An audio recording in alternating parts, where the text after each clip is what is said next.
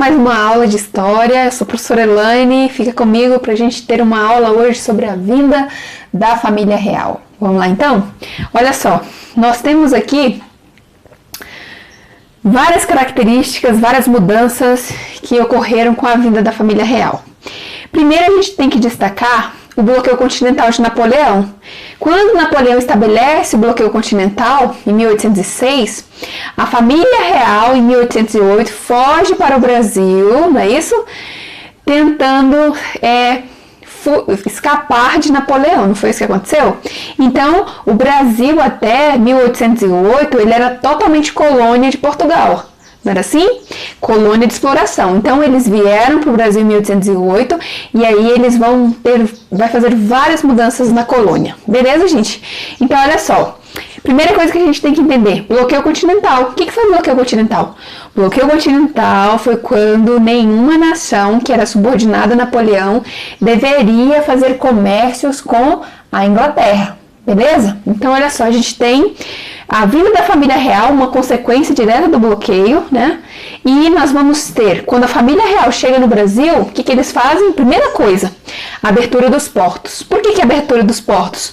Até ali em 1808, a gente tinha o Brasil comercializando somente com Portugal.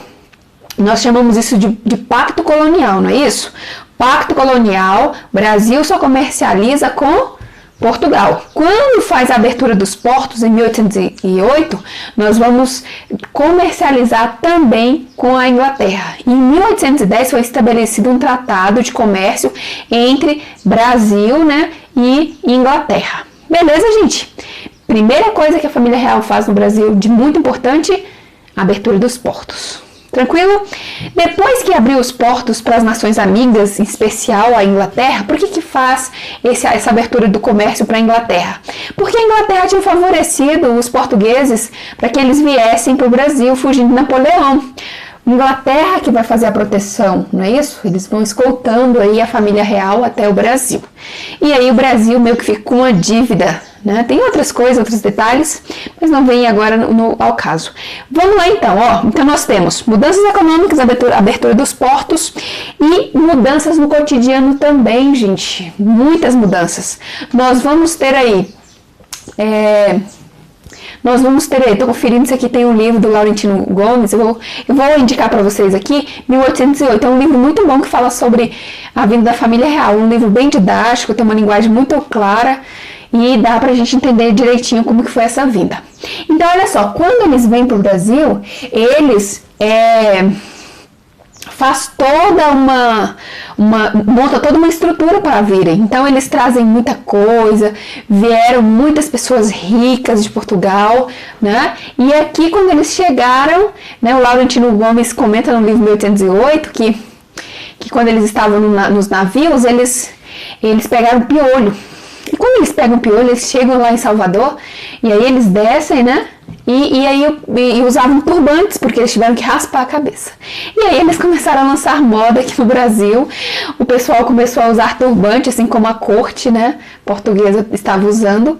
E eles começam a fazer várias mudanças. Outras mudanças que eles vieram e fizeram no Brasil foi o aumento das cidades. Melhorou a questão do saneamento básico, melhorou as estradas no Brasil, né? E também nós vamos ter aí a permanência, o aumento da escravidão no Brasil. Tá bom, gente? Então, olha só.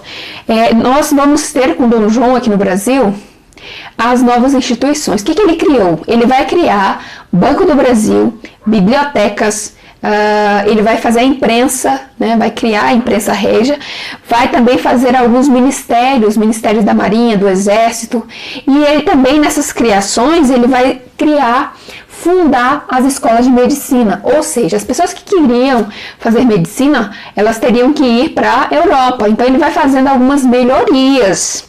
E isso é importante para o Brasil porque em 1816 ele eleva o Brasil a reino.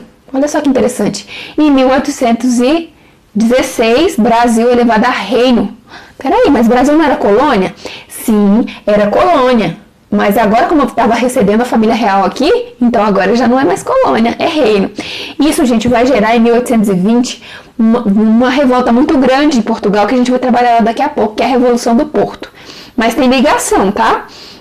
Então, olha só, nós vamos ter as bibliotecas públicas sendo também fundadas e nós vamos ter também essa elevação do Brasil a reino, tá bom? Depois do Brasil ser elevado a reino, nós podemos destacar em 1817 o movimento republicano, que acontece lá em Pernambuco.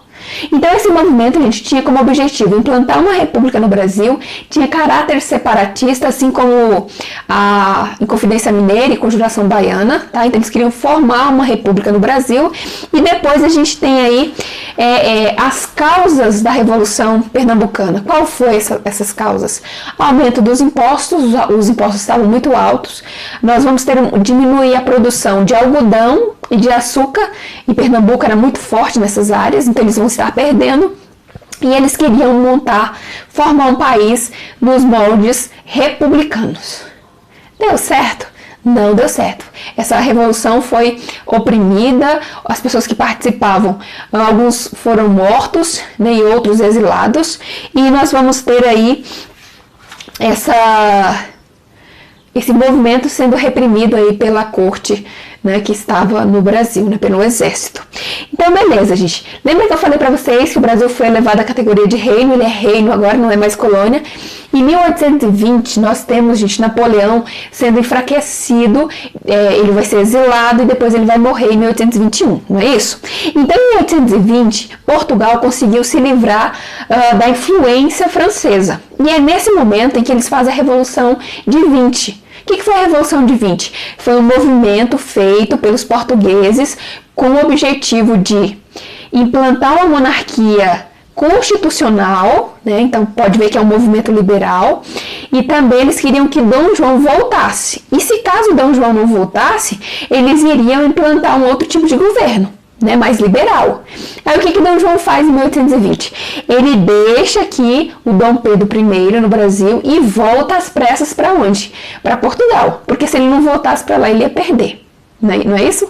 Então a Revolução de 20, Revolução do Porto, é muito importante, por quê? Porque Dom João vai deixar o Brasil e vai voltar para Portugal. Tá bom, gente? E em 1826, Dom João morre, né? E aí a gente vai ter várias crises, inclusive no Brasil.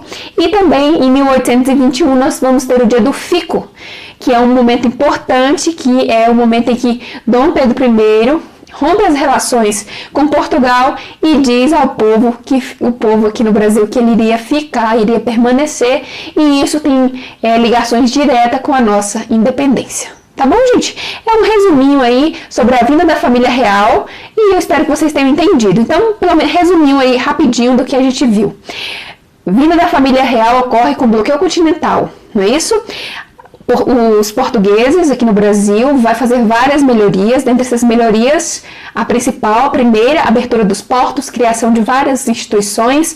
Depois a gente tem o Brasil sendo elevado à categoria de reino. Portugal, em 1820, já estava, né, já tinha se libertado do poder francês. Então agora a gente pede a volta da família real. E aí a gente tem Dom Pedro ficando no Brasil e Dom João voltando para Portugal. E morre em 1826. Sai daqui em 1820 e morre em 1826. E claro, isso é uma aula que nós vamos trabalhar depois. Tá bom, gente? Então esse é um resuminho aí sobre a vinda da família real. Beijão, tchau, tchau.